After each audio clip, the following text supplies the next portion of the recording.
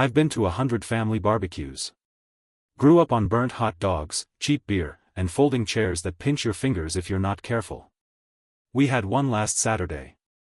Burgers on the grill, kids running barefoot in the grass, my sister Karen flipping ribs with one hand and holding a wine cooler in the other. The kind of day that should be simple. Comfortable. But it ended in screaming, blood, and sirens.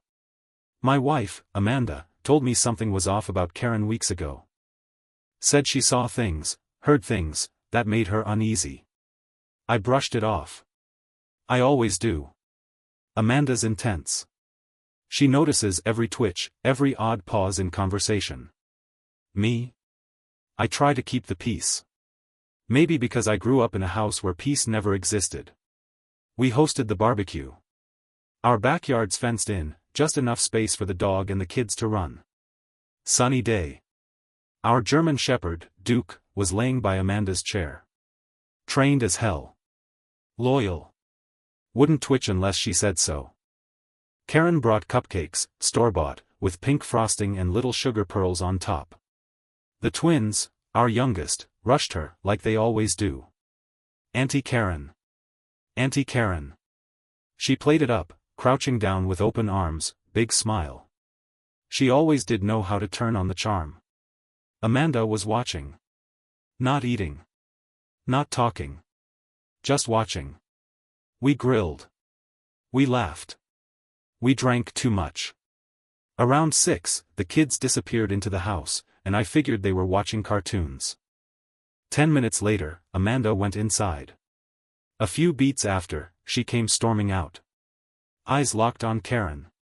You need to leave, Amanda said, voice flat. Not angry. Just final. Everyone froze. Even the dog perked up. Karen tilted her head. Excuse me? You heard me, Amanda said. Get the hell out of our house. It was like someone pulled the needle off the record. People murmured. My mom stood up, Dad whispered something to her. Karen gave me this wide-eyed look, like she was the victim. Like she always is. What's going on? I asked Amanda, stepping between them. Babe, what happened? Amanda didn't look at me. She stared down Karen like she was aiming a rifle. Tell him what you were doing in the bathroom with Mia. I blinked. Mia's our oldest. 8. I felt this cold weight in my gut. Karen laughed. Are you serious? I was helping her with her braid. Amanda's voice cracked, not from nerves, but restraint. She was crying. You had your phone out. You were recording her. My chest locked up. That can't be right. Karen? Nah. Maybe Amanda misunderstood. Maybe it was innocent. I looked at Karen, waiting for her to explain. But Karen didn't say a word. Just dropped her smile and stared back at Amanda with this smirk. Just for a second. Then it was gone. And Amanda snapped. Duke, she barked. Guard. It was like lighting a fuse. Duke lunged. Not to kill, but to pin. He's trained that way. Straight for the forearm, took Karen to the ground hard. She screamed.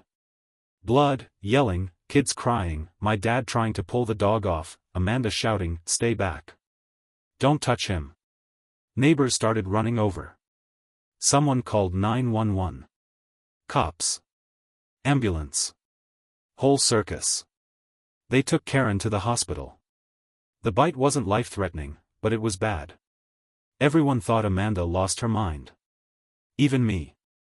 For a moment, I looked at her and didn't recognize my own wife. The police pulled us aside. They wanted statements. They said we'd hear from animal control. Social services. Maybe even prosecutors. And Amanda?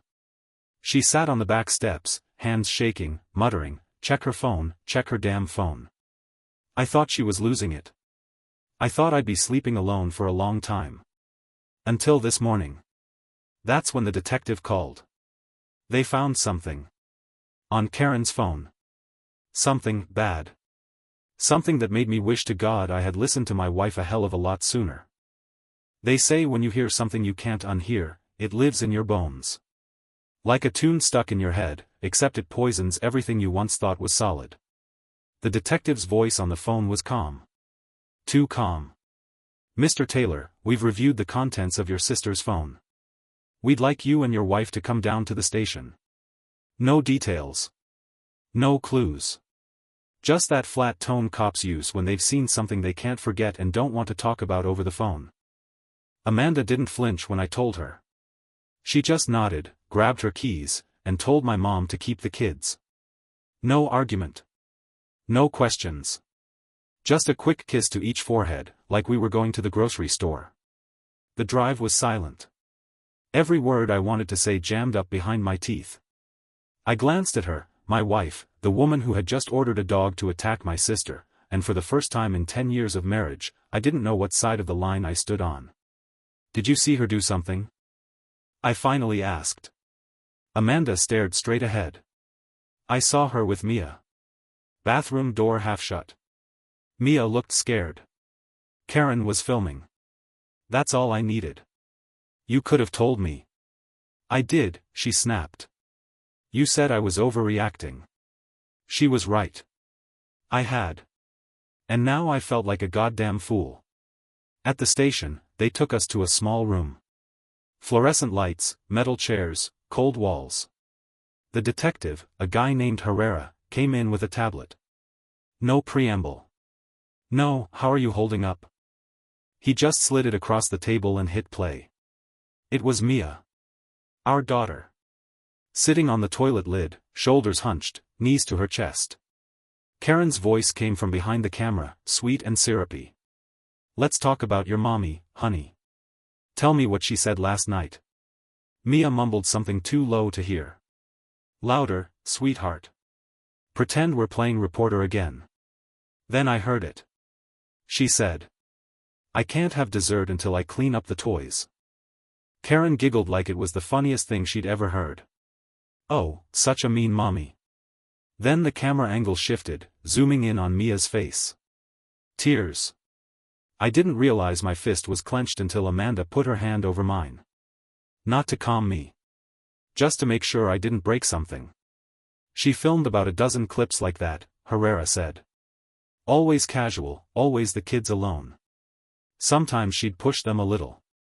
Ask about punishments, bedtime rules. A few times she tried to coach them, get them to say your wife hits them. Amanda sucked in a breath through her teeth. That bitch. Herrera nodded. There's more. Texts to someone we're trying to identify, discussing, building a case, getting custody, breaking her down legally. She called it a long game. I sat back. Stared at the wall. All those times I told Amanda she was being paranoid. All those nights I said, she's your sister-in-law, not a damn villain. Turns out she was both. Herrera tapped the tablet again. We also found notes. A journal app. Your sister's thoughts. He didn't show us those. Just slid a paper across the table. Excerpts typed out. I'll never forget the first line. If I can get the kids to cry on camera, maybe that's enough for CPS. Just need the right angle. Amanda doesn't break easily. My stomach flipped. I thought I might throw up right there in that sterile little room. Another line. She doesn't deserve those kids. I'd do better. I'd be better. And the kicker. No jury would believe a mom who trained a dog to attack her sister in front of witnesses. Amanda stood up. Walked to the corner of the room. Just stood there, breathing. Arms crossed tight. I followed her, not to hold her, just to stand beside her. Like I should have done months ago. Herrera gave us space. We're issuing a search warrant for your sister's storage unit. We found a key in her purse and a rental code on her email. If there's more, we'll find it. Amanda turned to face him. Her voice was low, raw. She's not just crazy. She's dangerous. And no one listened. Not even him. She didn't look at me. Didn't have to. I knew I'd failed her. On the way home, I couldn't stop picturing Mia's face in that video. That small, scared voice. My baby girl, coached like some kind of prop. I didn't sleep that night. I lay in bed staring at the ceiling, listening to Amanda breathe, and wondered what else I'd missed. What else I hadn't seen. And then, at 2:41 a.m., my phone buzzed. A text from my mother. "This has gone far enough. She's still your sister. Don't forget that." I didn't reply to my mother's text. Not at 2:41 in the morning. Not after seeing what I saw. And not after I finally realized just how badly I'd failed the woman who's been fighting for our kids when I was too busy trying to keep the peace.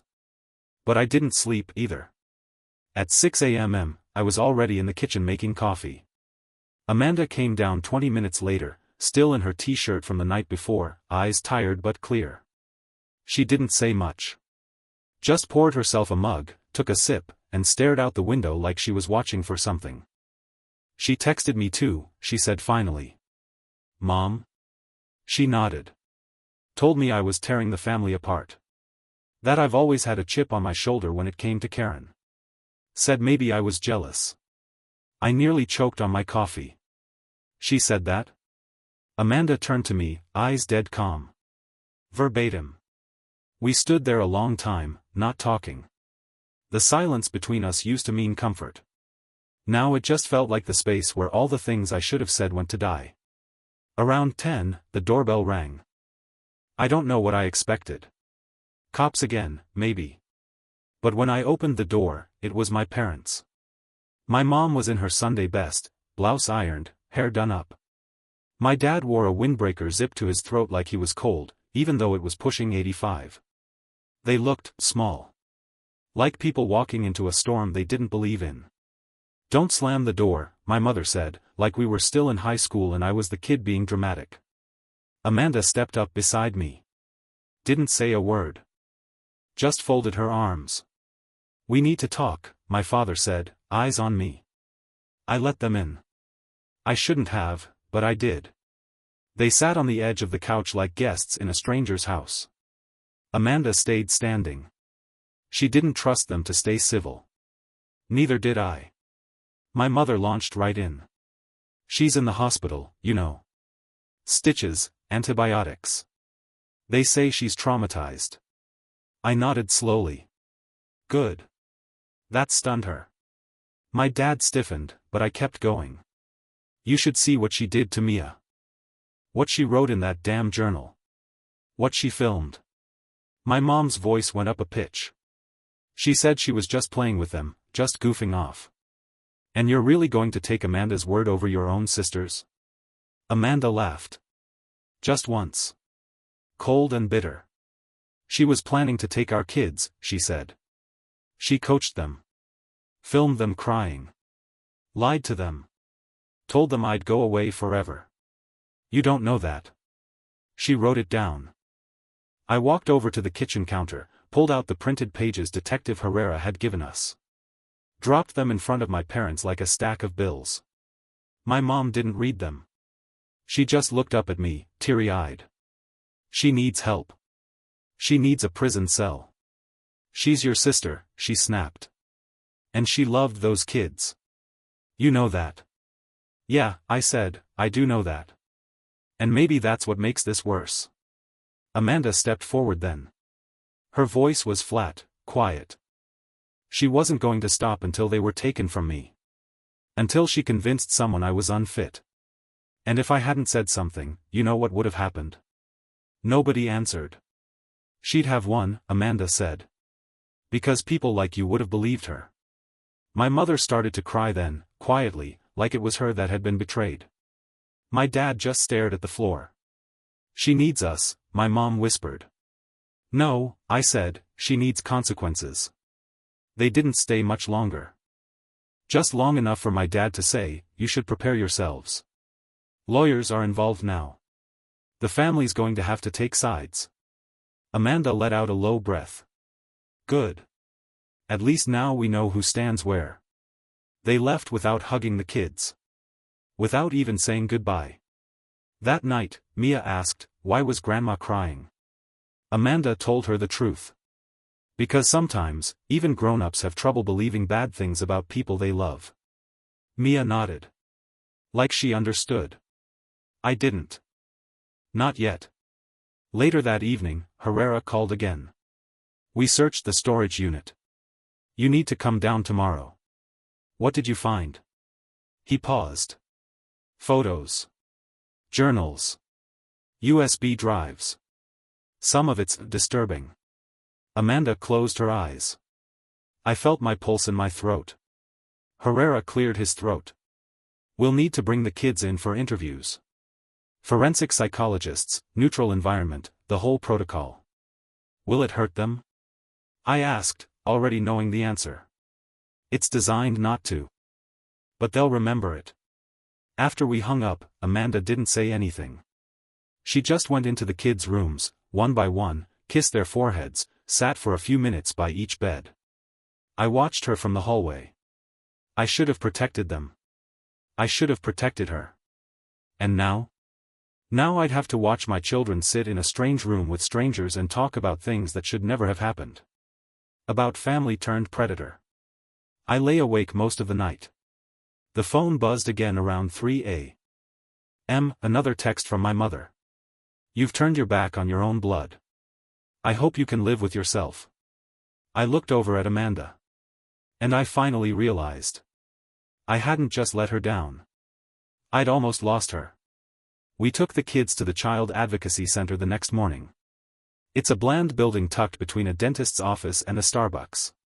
Doesn't look like much from the outside, just another neutral corner in a neutral neighborhood.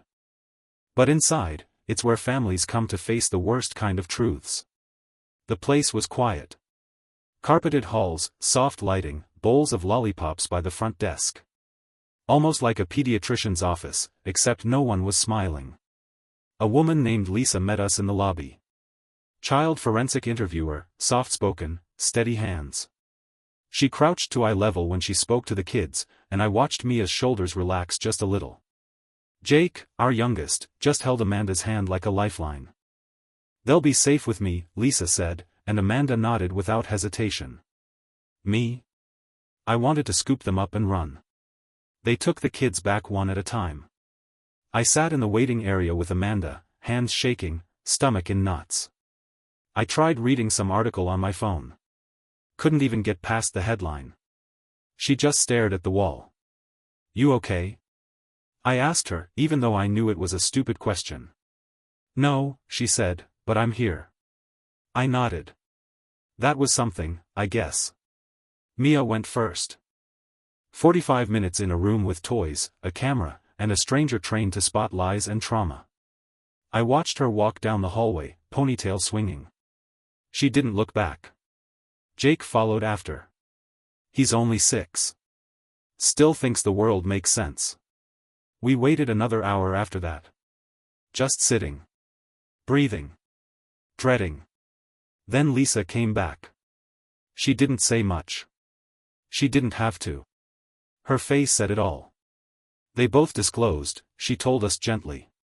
They didn't understand what was happening, but they described enough. We have what we need. Amanda nodded once, jaw clenched tight. I saw her blinking fast, like her eyes were betraying her. I looked down. I couldn't meet Lisa's gaze. They're with our counselor now, she added. Coloring. We're not pushing them too hard. But, your daughter mentioned Karen told her not to tell anyone. Said mommy would be mad. That's grooming behavior. I felt something snap in me. Not loud. Just a clean, quiet break somewhere deep. Lisa lowered her voice. I need to ask, are your parents still in contact with the kids? No, Amanda said.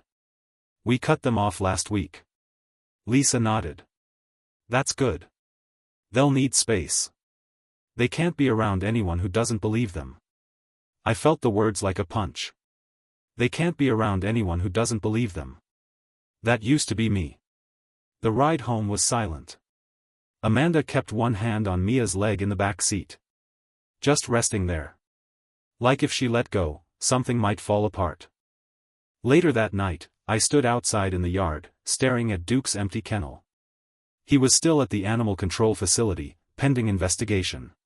They told us it could take weeks. That he might be labeled a dangerous animal. He wasn't dangerous. He'd done what I hadn't.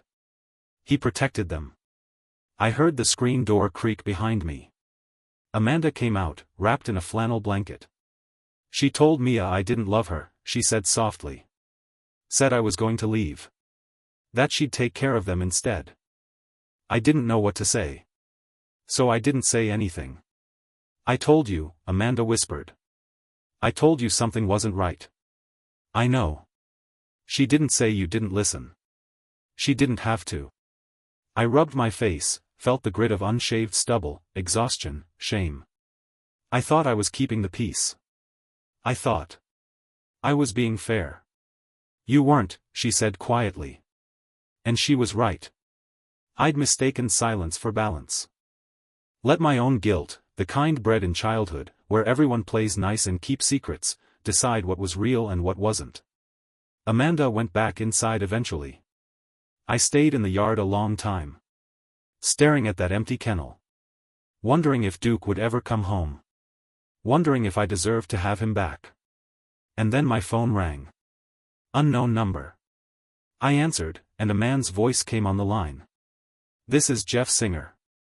I've been assigned as your sister's public defender. She's entered a not guilty plea. Thought you should know. I didn't say anything. She's claiming your wife has a history of aggression, he continued. That the attack was unprovoked. She's also filed a civil suit for damages. Emotional distress. Medical bills. Pain and suffering. I nearly laughed. Not because it was funny, but because if I didn't, I might have screamed. We're prepared to go to trial, he added.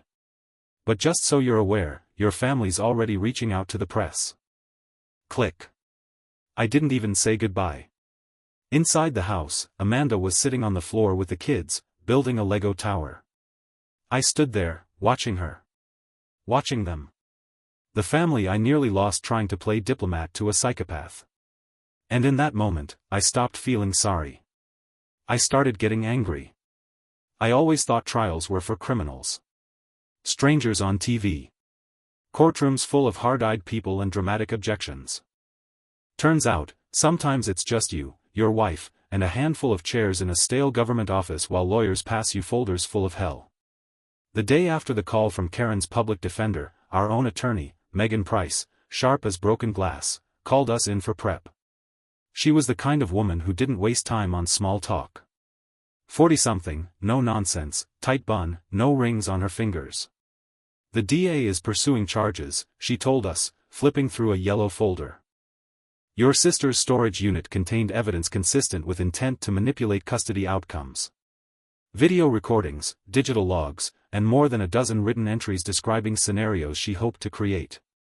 Amanda sat stone still. She hadn't said much since the interview with the kids. Her fire had cooled into something more dangerous, quiet resolve. What about Duke? I asked. The attack is being considered a response to perceived threat, Megan replied. Which works in your favor. But the civil suit complicates it. She's asking for $250,000. For what? I asked. She's the one who. She claims Amanda gave a lethal command in a public space, with intent to harm. Megan passed me a printout. Karen's civil complaint. 4 pages of word-twisting garbage. Amanda leaned forward. She played judge and jury with our kids. She had recordings. Plans. What the hell else were we supposed to do? Megan nodded. I agree. But this is family court. It's not always about truth. It's about credibility. That word settled in my stomach like a brick. Credibility. The same thing Amanda had begged me to see. The same thing I'd ignored until it bit us, literally. Then Megan pulled out something I hadn't seen yet. A list. Names. Your parents gave this to the defense. Witnesses they believe can speak to your wife's unpredictable behavior. My throat went dry. My mother. My father. 2 cousins. One of my old uncles. I stared at the paper like it might start burning in my hand. Amanda didn't look at it at all. We expected this, she said. No, I said, voice rough. I didn't. I thought maybe they'd stay neutral. At least. Amanda finally looked at me then. Her expression wasn't angry. Just tired. Like she was watching me come to terms with something she figured out a long time ago. They picked her, she said. They always were going to. Megan gave us the rest of the timeline. Court prep, deposition, trial date. Then she paused. There's one more thing, she said. The journals. The digital ones. What about them? They show escalation. Your sister wasn't just fantasizing. She was building toward action. The last entry, 2 days before the barbecue, she wrote that she was getting close to making a CPS report. That she might do it anonymously. That if Amanda pushed back again, she'd pull the trigger. Amanda flinched. It was the first crack I'd seen in days. She was going to try to take our kids, she whispered. And no one would have stopped her. After the meeting, I sat in the truck outside the law office, watching Amanda stare straight ahead. Her hands were folded in her lap. Not clenched. Just still. I need to ask you something, I said quietly. Yeah? Why Duke? She didn't look at me. Because if I screamed or hit her, I'd be the crazy one. The aggressive wife. The one with the temper. And if the dog does it? He's trained. He reacts to threats. She finally turned to face me. That dog knew she was a threat before you did. I didn't argue. I didn't say I was sorry again, because sorry was worn out by now. It didn't fix anything. Didn't take back the nights I dismissed her instincts. The years I'd smiled through family dinners while Karen watched my wife like she was prey. When we got home, there was a letter in the mailbox. Handwritten envelope. No return address. I opened it at the kitchen counter. It was from my aunt. Karen's godmother. An old-school Catholic woman with opinions like concrete. Inside was a single page. What Amanda did was violent, and no child should witness that. I don't know what Karen did or didn't do, but I know you've changed. We used to be proud of you. Amanda read it over my shoulder. Said nothing. Later that night, Mia asked if she could sleep in our bed. Not because she was scared, she said, just because she missed us.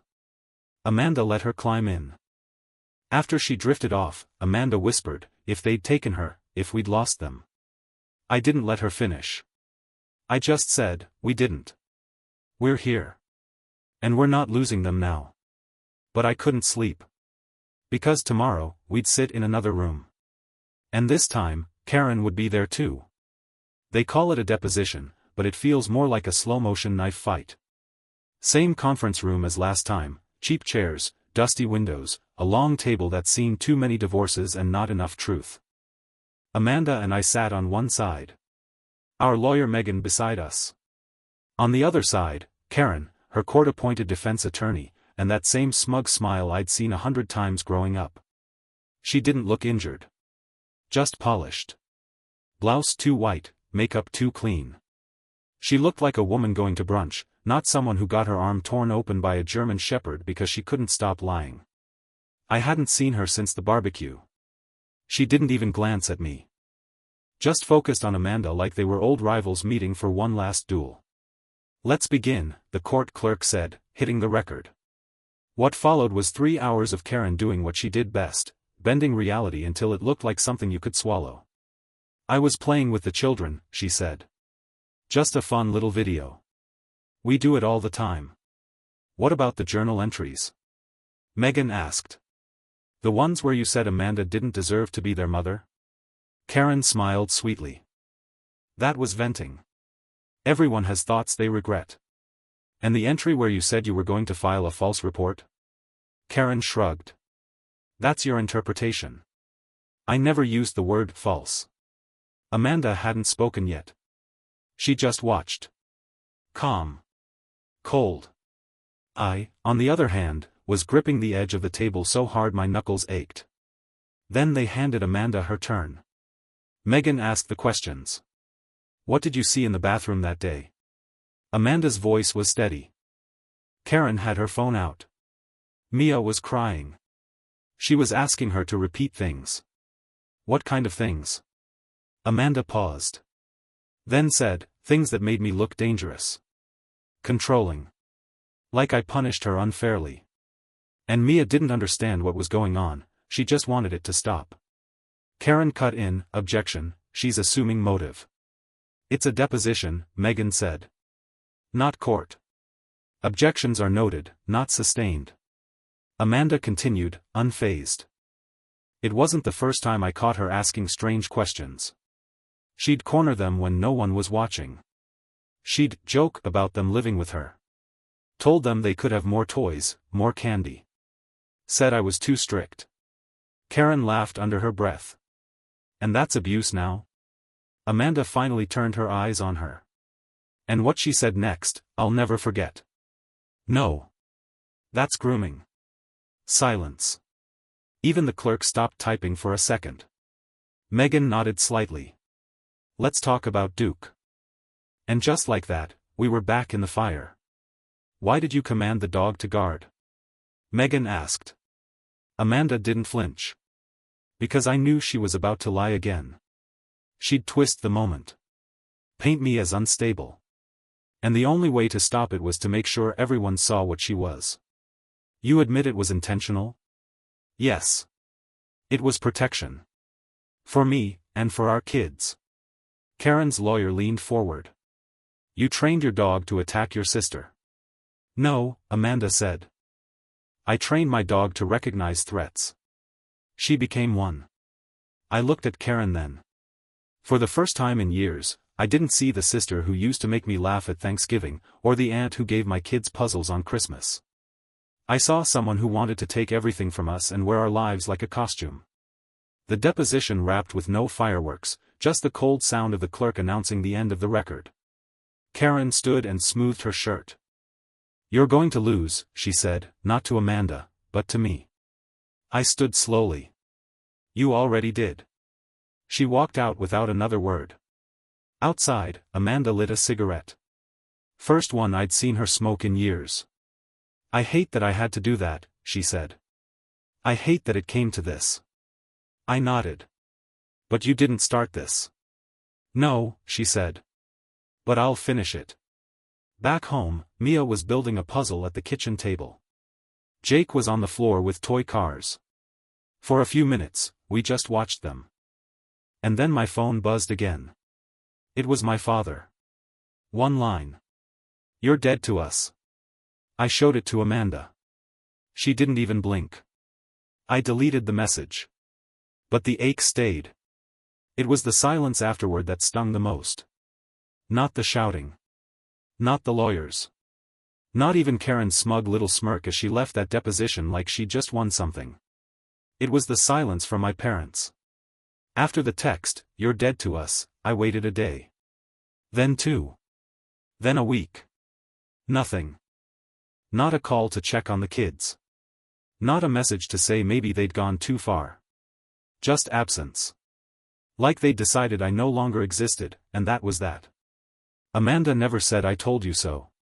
She didn't need to. She just kept moving. Packing lunches. Reading bedtime stories. Meeting with therapists.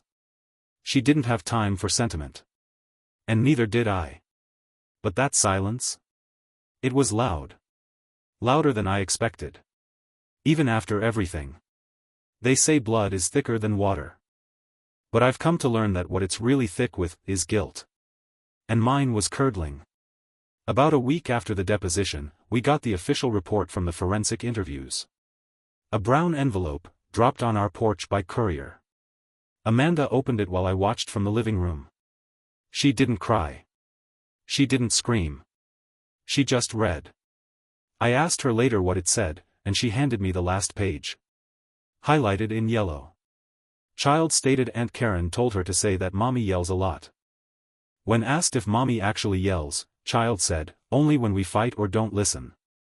Child stated Aunt Karen said if she lies, they can live at her house with more toys and no bedtime. I sat there holding that piece of paper, and for the first time since this whole nightmare started, I let it hit me, my sister had been building a story to steal my children. And I almost let her. Amanda sat beside me, silent. Calm. You saved them, I told her. She shook her head. We did. Just not soon enough. She was right. And wrong. Because the truth is, she saw it.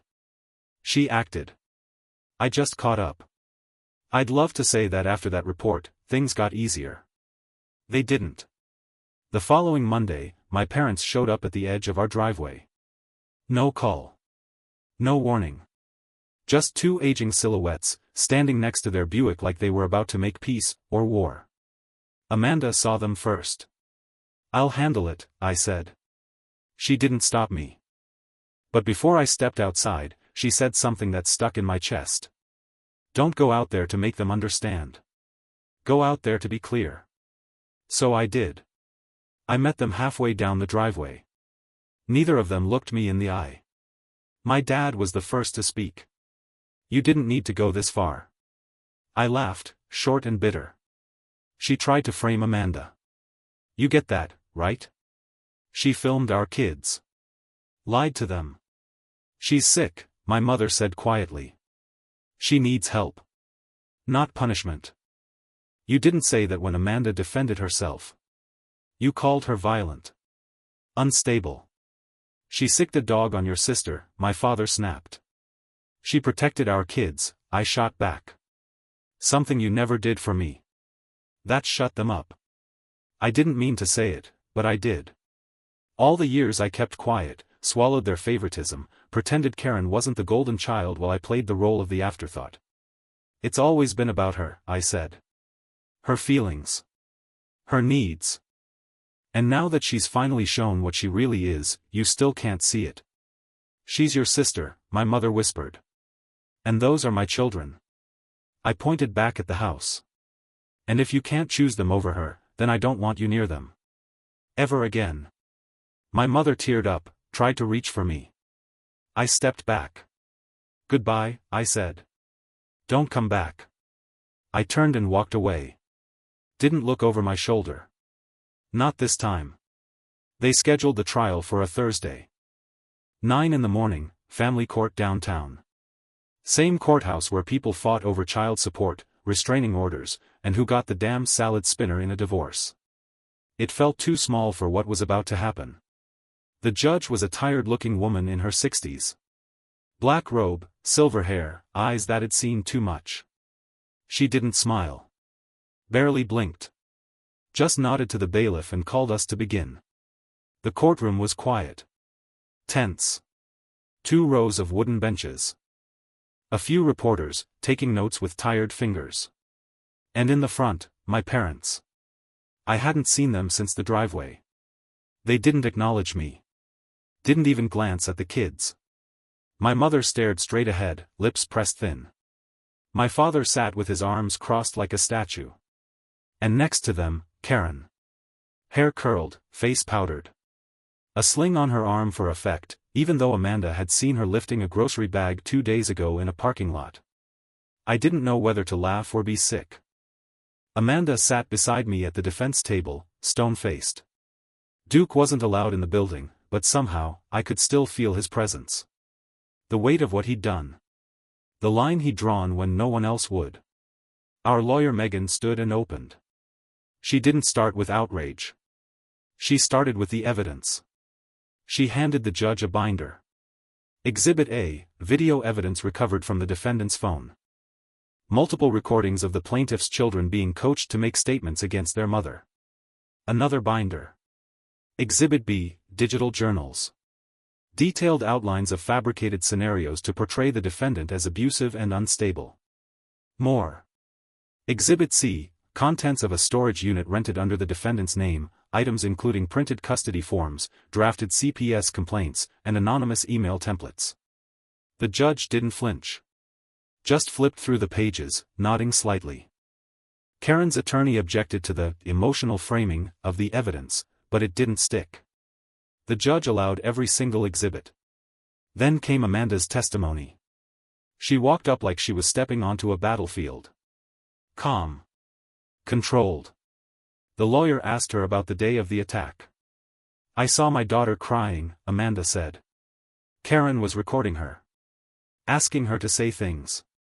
Mia looked scared. Cornered. And what did you do? I gave a command to my dog. He restrained her. You trained him to attack? No, Amanda said, I trained him to respond to threats. Karen's lawyer stood. Isn't it true you disliked your sister-in-law? I didn't trust her. And why not? Amanda's jaw tensed. Because she crossed lines. With our kids. With me. She manipulated. She gaslit. She invaded our boundaries. Those are strong accusations. Do you have proof? Amanda looked directly at the judge. We have video. We have journals. We have my daughter's testimony. How much more proof do you need? Silence. Then Megan called me to the stand. I didn't want to go up there. Didn't want to be the guy who says I should have listened sooner in front of a damn courtroom. But I did it anyway. I spoke steady. I admitted what I missed. I told them how I dismissed my wife's concerns. How I thought I was being neutral. How I thought keeping the family together meant ignoring the cracks in it. I looked right at the judge when I said, my wife saved our children. Not me. Not my family. Her. Karen stared daggers the entire time. Then came the part one didn't expect. The prosecution played one video. Just one. A clip from Karen's phone, time-stamped 3 weeks before the barbecue. She's filming Mia again. Mia, does your mommy yell a lot? Mia, blinking. Nervous. Sometimes. Karen's voice, coaxing. And does she ever hit? No. Karen's voice sharpens. Are you sure? Silence. Karen again. If you tell the truth, maybe you can live with Auntie Karen instead. Wouldn't that be fun? More toys. No bedtime. Then Mia, 8 years old, soft voice. I like living with mommy. The judge held up her hand. That's enough. That was it. No theatrics. No gavel slam. Just the sound of a courtroom collapsing in on itself. They took a recess. 20 minutes. Amanda and I sat on the bench outside the courtroom. Neither of us spoke. My hands were shaking. When the judge returned, she didn't waste time. In the matter of the civil suit brought by Ms. Karen Taylor against Amanda Taylor, the court finds in favor of the defendant. The evidence presented establishes a clear pattern of manipulation and intent to defraud the legal process. The court recommends further criminal investigation into the actions of Ms. Taylor. She paused. As for the children, this court recognizes the trauma they've suffered. The family court will issue a no-contact order between the plaintiff and the minors, effective immediately. That was it. No applause. No cheers. Just the sound of my sister crying into her hands while my parents sat frozen behind her. Amanda gripped my hand. Hard. And I didn't let go. The day after the verdict, it rained. Not a storm, just a steady, gray drizzle. Enough to make the yard soft and the windows hum. Amanda stood by the back door in her robe, sipping coffee, watching the drops roll down the glass. The kids were upstairs, still asleep. For the first time in months, there was no hearing to prepare for, no lawyer to call, no next step looming like a threat. Just quiet. I don't know what to do now, she said. I knew what she meant. We'd fought so hard for so long that we didn't remember what stillness felt like. The war was over, but we hadn't come home yet. Our nerves still buzzed, like the world was waiting to turn on us again. I stepped beside her, wrapping an arm around her waist. Maybe we just breathe, I said. For today, that's enough. That afternoon, animal control called. Duke was ready to come home. Amanda drove. I sat in the passenger seat with an old leash in my lap, thumb rubbing the worn leather like it was some kind of totem. Neither of us spoke on the way there. There wasn't anything left to say. When they brought him out, he came slow, tail tucked, ears low. Like he wasn't sure if he was allowed to be happy. Then he saw us. And everything in him lit up. Amanda knelt first. He ran straight into her arms, licking her face, tail thumping against her ribs. I joined them on the floor of that office, holding both of them close. It was the first time I cried. Not loud. Not messy. Just a quiet leak from the corners of my eyes as I buried my face in Duke's fur and whispered, "Good boy. Goddamn good boy." The kids squealed when they saw him. Mia ran down the stairs in socks, skidded into the living room, and dropped to her knees. "Duke."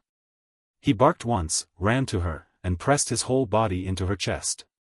She hugged him like she was never letting go. Jake followed. Not a word, just buried his face in Duke's side and stayed there. Amanda wiped at her eyes and didn't try to hide it. We were together again. All of us. Whole, if still cracked. Therapy became a new rhythm. Once a week, each of us had our time. The kids went to a specialist who used puppets and drawings. Amanda met with a trauma counselor. I saw a guy named Tom who wore flannel shirts and didn't push too hard. One session, he asked me, "When did you first stop trusting yourself?" I didn't know how to answer. Maybe it was when I was 10, and Karen lied about breaking Mom's vase and I took the blame. Maybe it was all the times I was told to be the bigger person when she needled me, manipulated me, stole from me, lied to my face. Maybe it was when I got so used to being the peacemaker that I didn't notice I'd become the coward. Tom didn't say anything when I went quiet. Just nodded and said, "We'll figure it out." Karen was being investigated now. The DA hadn't pressed charges yet, but the evidence was under review. The judge's recommendation held weight. And while they couldn't prosecute her for every twisted word she wrote or filmed, they could go after the coercion. The attempted defamation. The endangerment. She vanished from social media. My parents went quiet, too. No more texts. No more threats. Just silence. Some nights, that silence still kept me up. Not from fear, but from the weight of it. The weight of finally choosing to walk away. One afternoon, Mia asked me if Aunt Karen was bad. We were sitting on the floor, building Legos. I looked at her, my brave, bright-eyed girl, and said the hardest truth I've ever spoken. She made bad choices. She hurt people. And sometimes, people we love do that. That doesn't mean we have to let them keep doing it. Mia nodded. She said Mommy was mean. But Mommy isn't mean. No, I said. She isn't. Mia smiled and went back to her Legos. And I realized then, this wasn't just the end of something. It was the beginning of us again. Amanda and I sat outside that night, Duke lying across our feet. "I still don't feel okay," she said. "Neither do I." She reached for my hand. "But I believe we will." I looked at her, at the woman who stood alone when no one else did, who fought for our family when I hesitated, and I nodded. "Yeah," I said. "We will." And for the first time in months, I believed it. 1 year later, the barbecue grill still sits under the back awning. I haven't used it since that day.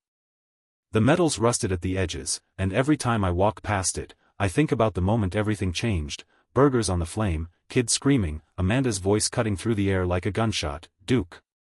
Guard." It feels like a lifetime ago. But it wasn't. The charges against Karen stuck, at least some of them. The prosecutors didn't go for the jugular, but they filed for child endangerment, attempted custodial interference, and false reporting. Enough to put her name on a record. Enough to keep her away from our kids permanently. She took a deal. No trial. No grand finale. Just a quiet court date, a plea, and 5 years probation with court-ordered therapy and a no-contact order. My parents didn't show up. They moved 2 towns over. Still haven't spoken to us since. Amanda says that's their choice. I still check my phone more often than I should. But the silence doesn't hurt like it used to. It just is. Mia's in 3rd grade now. Confident, kind, a little quieter than she was, but steady. Her therapist says she's resilient, likes to draw pictures of Duke in a superhero cape. Calls him the protector. Jake's still figuring things out. He clings more than he used to. Hates when Amanda leaves the room. But he's laughing again. That's what counts. Duke's older. Slower. But the second the kids step outside, he's up and moving. Ears perked. Tail wagging. Watching. He hasn't left their side since he came home. And neither have we. I asked Amanda recently, "Do you forgive me?" We were sitting in bed, lights off, just the soft hum of the fan above us. I hadn't planned to say it. It just slipped out. She didn't answer right away. Then, "You stopped looking away. That's what matters." I nodded. Still, I think I'll spend the rest of my life trying to make it up to her. Not because she asked me to. But because I finally understand what it means to stand beside someone, really beside them, when it counts. We built a new routine. Therapy on Thursdays. Game night on Fridays. Saturday hikes. Sunday pancakes. Nothing dramatic. Just living. Like normal people do. And sometimes, when the kids are asleep and the dishes are done, Amanda and I sit outside with Duke between us, watching the stars. And we talk about everything but what happened. Because we've lived it. We survived it. Now we're doing something harder. We're healing from it. People ask what happened to my family. I tell them the truth. My wife saw something coming. I didn't. And when it came, she protected our kids, even when I didn't believe her. They usually go quiet after that. Like they don't know whether to pity me or respect me. But I'm not looking for either. All I want is this. My kids, safe. My wife, heard. My house, whole. So here it is. My confession. Not because I need forgiveness, but because if someone out there is where I was, doubting the woman standing beside them, mistaking her instincts for paranoia, her warnings for drama, maybe they'll listen sooner than I did. Maybe they'll act before something breaks. Before the dog has to.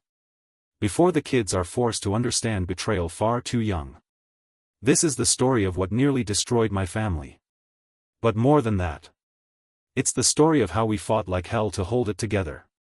And won.